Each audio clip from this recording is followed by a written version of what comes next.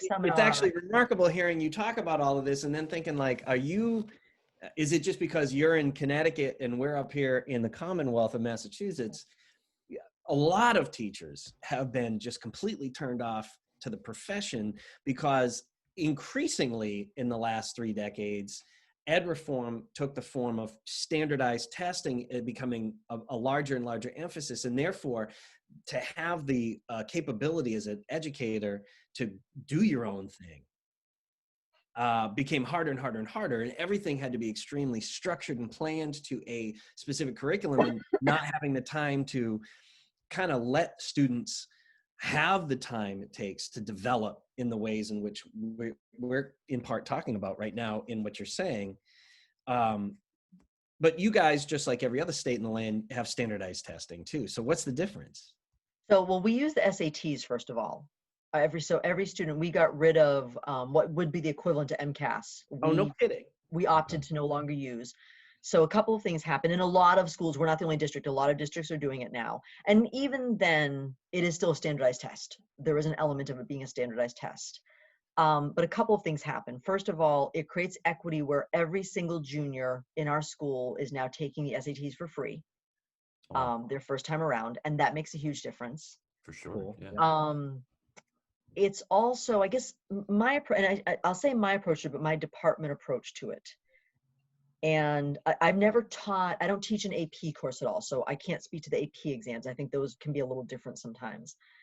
But with the SATs, and again, I'm not talking about the student who has been raised here and has a Eurocentric education background for whom the SATs are going to make a lot more sense because they have that sort of biosphere in which they were raised. They're familiar with the language and the texts and that background. Mm-hmm.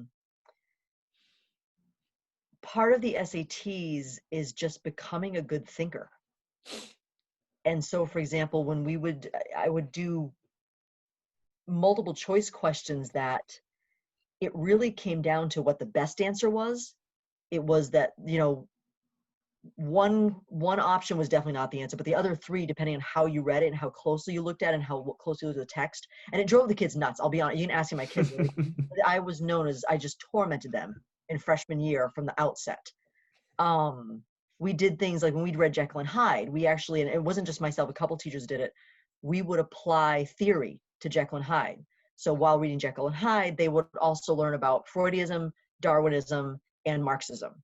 Oh, cool. And then they would have to look at how choose a theory and apply it to Jekyll and Hyde, which, I mean, they're freshmen. So it's a very, very rudimentary, simple application, but just the idea of looking at a book and not just looking at it as a story, but actually saying, okay, what else can this mean?